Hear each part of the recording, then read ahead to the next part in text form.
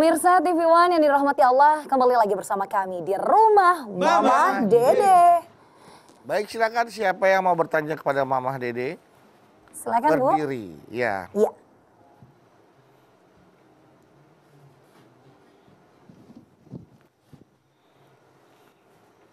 Assalamualaikum warahmatullahi wabarakatuh. Waalaikumsalam warahmatullahi wabarakatuh.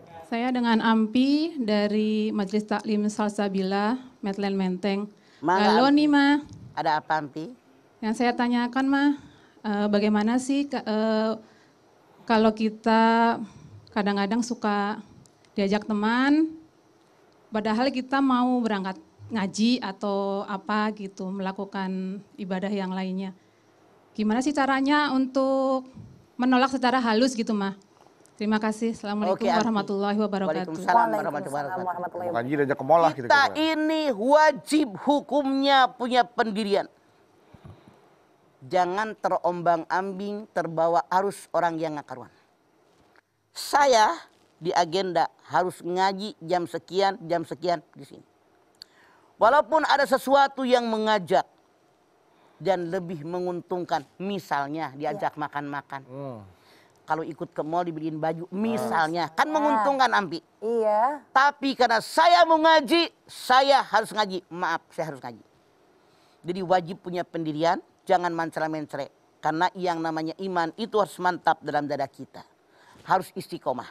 Innalladzina qalu rabbunallah sumastaqamu fala khaufun alaihim walahum yahzanun. Al-Ahqaf ayat 13. Orang yang mengatakan saya beriman kepada Allah, istiqomah dengan imannya mantap dalam dada, mencela-mencela, nggak terbawa arus oleh godaan setan yang terkutuk. Maka Allah mengatakan jangan takut, jangan khawatir, aku bersama dengan kalian. Jadi kalau kita tahu kan yang namanya Mama tidak melarang Ampi pergi ke mall, tidak melarang jalan-jalan sama teman. Cuman ke mallnya jangan waktunya ngaji. Waktunya ngaji ke mallnya banyak waktu. Begitu Ampi. Jadi harus mantapkan hati kita dengan keistiqomahan. Ada juga nih kisah dari orang yang udah kenal nih. Dia waktu itu berjanji, wah duitnya mau dipakai buat setoran haji. Setoran haji nih. Dia juga bisnis nih, bisnis konveksi. Wah lagi musim nih, kayaknya kalau dipakai buat tambah modal, bakal untungnya lebih gede lagi. Nah itu dia setan ngegoda manusia. Dipakailah buat makanya modal. Rasul mengatakan ta'ajjalu ilal hajj fa inna ahadakum la yadri ma yaridahu. Segera tunaikan ibadah haji. Tidak ada seorang pun yang tahu akan ada alangan yang merintangi. Makanya kalau duitnya udah ada jangan pakai rencana yang lain. Rencana awal berangkat haji. Ta'ajjalu segera. Kenapa? Itu dia setan ngegoda. Bener, coba kalau dibikin lagi usaha ditambahin lagi modal. Akhirnya tambahin modal mah buat hancur. Bangkrut. Kenapa? Nggak barokah. Iya. Makanya kita berpikir rezeki dari Allah diberikannya. Milik Allah, hanya kita diberikan amanat oleh Allah. Jadi caranya begitu dapat rezeki langsung pakai di rencana awal kita. Jangan pakai nungguin ntar. Setan datang menggoda. Masya Allah. Ya. Baik, kalau begitu berarti harus disiplin dan tegas sama diri sendiri ya Ma ya? Ya. Harus. Nah, selanjutnya pertanyaan berikutnya. Silahkan Bu. Iya. Berdiri. Akan berdiri Ibu.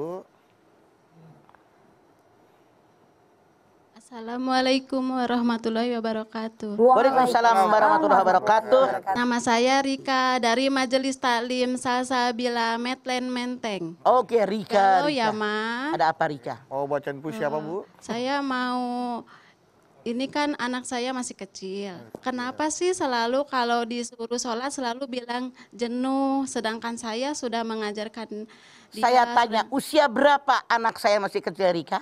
SD. Kelas berapa? SD kan 6 tahun. Iya. Kelas 5. Udah gede atuh. Terkadang kalau saya suruh sholat dia merasa jenuh. Bilangnya gimana? Bosan, capek gitu atau gimana? Bilangnya, apa yang dikatakannya? Sebentar ya Ma, gitu. Sebentar, ayo kita sholat sebentar ya Ma. Nunda-nunda gitu. Saya tanya sama Rika, apakah anak Anda dimasukkan ke madrasah? Sudah. Bukan sudah. Apakah anak Anda sekolah di madrasah selain SD? Sekolah. Terus sampai sekarang masih sekolah? Sudah selesai. Kan cuma 4 tahun. Ini yang salah. Punten ya, punten. Siapapun Anda yang namanya belajar minal mahdi ilal lahdi, dari buayan sampai lubang lahat. Tidak ada madrasah selesai Rika. Jadi begini, saran saya siapapun Anda, ini kesalahan kita umat Islam. Kebanyakan umat Islam pendapatnya maaf jangan marah kayak Rika. Udah tamat tuh di madrasah cuma 4 tahun. Enggak. Dianggap sudah cukup ya, Bang? Yang namanya belajar minal mahdi ilalah di kapanpun. SD, SMP, SMA. Sampai emak-emak aja kita, nenek-nenek juga masih belajar. Masih taklim ya, Di Mas? situ yang namanya kita belajar sangat salah. Sangat salah. Kalau Anda mengatakan udah hatam sampai 4 tahun. Bagaimana masa anak-anak belajar agama SMP menjelang dewasa, udah dewasa. Udah tua nggak belajar agama, kan bisa hilang ilmu yang ada, hanya dasarnya sedikit. Sementara yang namanya ilmu illa qalil kata Allah, hanya sedikit yang dimiliki oleh manusia. Sedikit aja, cuma sedikit banget. Artinya sekali lagi salah pendapat yang mengatakan anak belajar cuma 4 tahun untuk agama. Enggak, seumur hidup. Belajar, belajar, dan belajar. Kita ini wajib belajar agama karena kita orang yang beragama.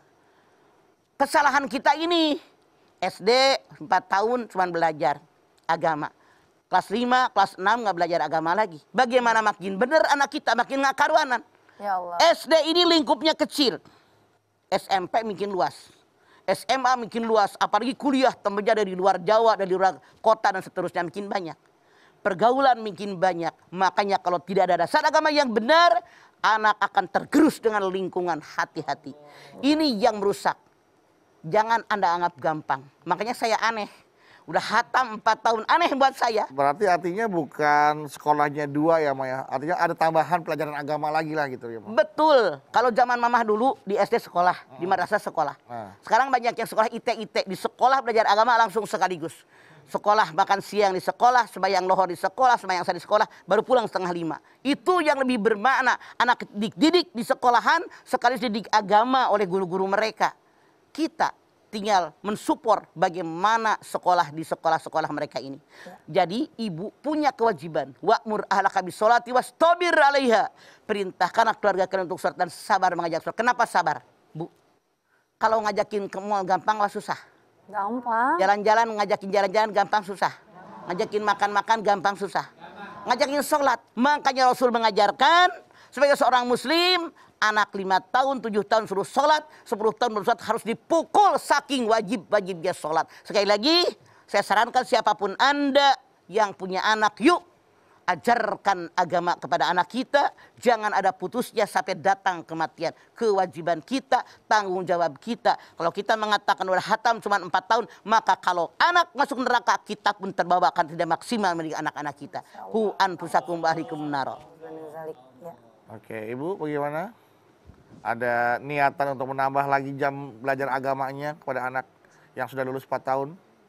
Sudah ya. Assalamualaikum sudah ya. warahmatullahi wabarakatuh. Masih Waalaikumsalam lanjut warahmatullahi wabarakatuh. Iya, iya. Masih lanjut. Atau begini, nih teman-teman ngaji Anda. Gabung, panggil guru ngaji, ustadz tuh panggil ke rumah tuh. 5 orang, 6 orang gabung, panggil mereka. Itu akan lebih intensif lagi belajar agama. Oke? Oke. Rika. Masya Allah. Karena kan terima kasih ya Bu Rika ya. Assalamualaikum warahmatullahi wabarakatuh. Waalaikumsalam warahmatullahi wabarakatuh. Karena tentunya dari waktu kita masih kecil aja belajar Iqra ya Mah. Lanjut Al-Quran. Setelah kita udah remaja dewasa aja ada tahsin, tafsir, lalu juga ada ilmu fikih. Banyak banget ya Mas sebenarnya ilmu agama yang harus dipelajari. Wajib, semua harus dipelajari oleh kita. Dan itu seumur hidup kita wajib belajar. Masya Allah. Baiklah. Sampai kita ibaratnya belum pernah merasa cukup gitu ya. Gitu Iyalah. Ya? Makanya orang yang punya ilmu ada 3 kelas. Yang pertama orang yang punya ilmu sedepak. Dia merasa hebat. Weh, gue gitu paling hebat, paling pinter. Kalau ngomong orang lain salah, bid'ah, haram. Masya Allah, kafir kamu. Gue paling hebat. Masuk yang kelas 2. Ada orang punya ilmu sudah 2 jengkal, 2 depak. Orang ini kayak padi. Makin berisi, makin merunduk. Ya Allah, malu amat punya ilmu cuma segini. Apa yang disombongkan? Yang ketiga, kalau orang punya ilmu 3 depak. 1, 2, 3. Dia merasa begitu kecilnya saya tidak punya ilmu apapun. Seperti sebutir pasir di padang pasir, setetes air hujan dari hujan yang sangat lebat. Seperti air yang nempel di telunjuk kita ketika mencelupkannya ke dalam lautan samudera. Masya Allah, sangat tidak berguna. Makanya nyari ilmu terus. Jangan hanya 4 tahun salah kali. Jelas ya. Ada tambahan lagi nanti Bu ya. Oke. Zara? Ya, baik. Kalau begitu Mama, nanti kita lanjutkan kembali ya, Ma ya. Ibu-ibu yang masih mau nanya sama Mama Dedeh, boleh banget. Tapi kita jeda dulu sejenak karena ada yang mau lewat dulu nih. Tetap bersama kami, jamaah di rumah Mama Dedeh.